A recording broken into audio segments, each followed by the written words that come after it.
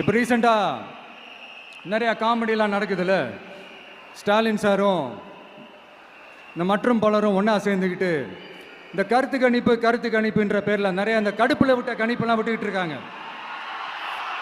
அதில் திமுக 300 சீட்டு ஜெயிக்குமா, மற்றும் பலர் 700 சீட்டு ஜெயிக்குமா? யோ, எங்கேயா இருக்கு இத்தனை சீட்டு?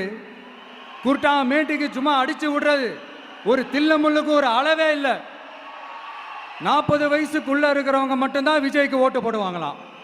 50 வயசுக்குள்ளே இருக்கிறவங்க மட்டும்தான் இந்த விஜய்க்கு போனா போதுன்னு ஓட்டு போடுவாங்களாம்.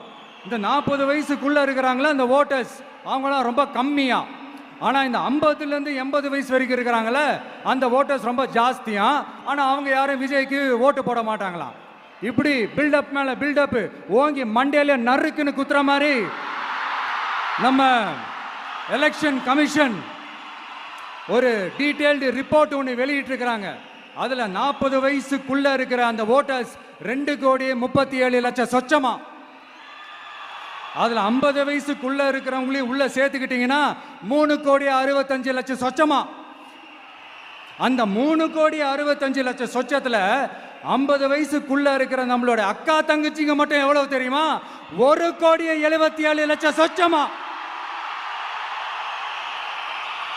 எங்கடா போனீங்க கடுப்புல விட்ட கணிப்பாளர்களே? எங்க போனீங்க?